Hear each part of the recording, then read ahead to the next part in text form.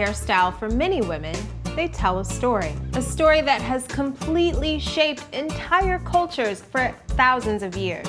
And for many Black women, that story has often become a source of controversy and celebration alike. To understand how braids became so rooted in Black hair culture, let's go back to where it all began, Africa. In 15th century West Africa, hair was an identifier. It was a way to distinguish a person's age, religion, rank, marital status, and even family groups. And braids played a big part in that, and not just on an individual level. Since intricate braiding styles often took hours or even days to complete, it was a time of bonding and community between women. During the slave trade, everything changed. As Africans were brought to the New World, their heads were often shaved for sanitary reasons. Africans not only lost their hair, but a part of their identity. Though braids weren't completely lost during slavery, many enslaved Africans started braiding their hair once again as a way to stay connected to their culture and keep their hair neat and tidy while working on plantations. Without the products and treatments typically used in Africa, Africans relied on bacon grease, butter, and kerosene instead of conditioners and cleaners. But this was just a small example of a larger sentiment that revolved around traditional African hairstyles. As slavery ended, Black women in America opted for straight hair, or good hair, conforming to a European standard of beauty. Good hair was a perceived doorway to opportunity, and Black women with straight hair were considered better adjusted or more accepted by their white counterparts. By the 1960s, race relations were on the rise, and Black activists and artists alike turned to their hair as a form of expression during the Black Power movement. Natural hair was making a comeback, and braids were at the forefront of this return. Cicely Tyson became the first woman to wear cornrows on television in East Side, West Side. Some say she sparked a natural hair movement, and Black women started to follow suit. Hair was no longer associated as a source of shame, but a symbol of celebration. And the world started to notice. In 1979, Bo Derek made headlines by sporting cornrows in the movie 10.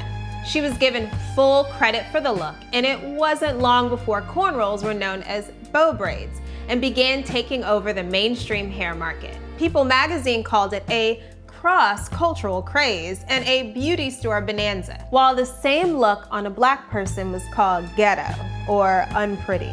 In the workplace, braids were frowned upon, and many women lost their jobs over the hairstyle. Thousands of cases like this popped up. Employers argued that this style did not fit the corporate image. They were afraid of the statement they thought braids made. They didn't understand them, and so they banned them. But for every setback, there was also a step forward. And no one knows that better than Sergeant Jasmine Jacobs, who spearheaded the White House petition to overturn the ban on natural hairstyles in the military. Who would have known that an Army girl can fight, but can't do it with her hair twisted?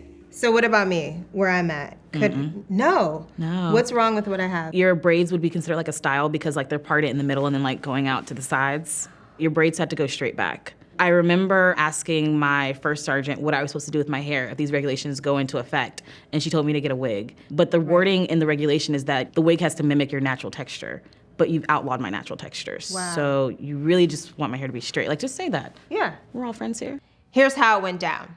The U.S. Army updated their grooming standards for female troops, banning a number of natural hairstyles as a way to maintain uniformity within a military population. This include twists, dreadlocks, and large cornrows, and use terms like matted and unkempt to describe the unacceptable styles. How would you explain to the everyday person who may know absolutely nothing about natural hair care or Black hair what this ban meant? It's a ban that for the most part is saying that your hair can't be the way it naturally is. And I think what's really important to understand is that it's supremely unhealthy to not wear your hair naturally. A lot of people maybe didn't realize that it was like, hey, either you can cover your hair in like damaging like sew-ins or weaves, or you can chemically straighten it, or you can wear a wig, which I don't trust a wig staying on like when you're wearing a combat helmet. I don't trust a wig, period. So in combat, that's the last place I want to wait. The last place. Exactly. And how like detrimental is that to someone's psyche? Especially coming from the military, because it was like, hey, you're good enough to go to war and potentially not come back, but we don't support even like the very kind of like foundation of who you are. I just didn't want to leave that kind of stigma for like our future generations. Jasmine first noticed the band circulating on April 1st, 2014. She thought it was the worst April Fool's Day joke ever. We had seen a draft of it. It was kind of like, well, this can't be true. And then the actual ban started to come into effect right around April Fool's Day. And so I was like, the Army's not funny. Y'all aren't even good at this. Y'all have no sense of humor. At one point, I was just kind of like, you know what, if this is real, like I'm gonna start a petition. And I honestly thought that I would start the petition just as like an excuse to kind of like complain, and then maybe like 50 friends would sign it. I always feel like you can't complain about something unless you try to change it. And so really I was just trying to like earn my complaints. It actually went very differently, so that was good. It definitely went incredibly, very, very differently. After a couple of news shows, that's when Congress got involved, and that's when like change actually happened. Right. Now we've got the government like in it. They're in it. They're in it. What happens after Congress has their say? Some local congressmen from the state of Georgia contacted me. They actually petitioned the Department of Defense and said that they needed to review the regulations, and they also called them racially biased. It was huge. I was fighting for like the Army, and they ended up like having the entire armed forces. The immediate backlash led for the ban to be lifted by August 2014, but only on braids and twists.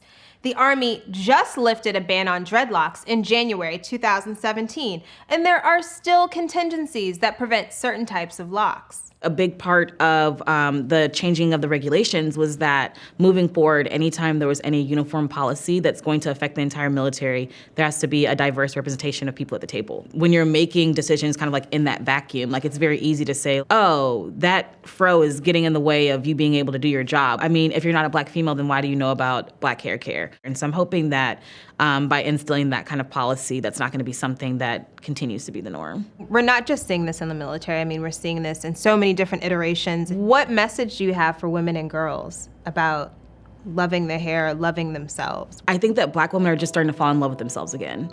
And we're starting to understand like it's okay to like kind of express yourself culturally like through your hair. Like, you know, braids are like an art form. I think the biggest thing is just kind of coming to terms with who you are, accepting that, whether it's your hair, your gender, your sexuality, like just love yourself, just make a space for yourself in society.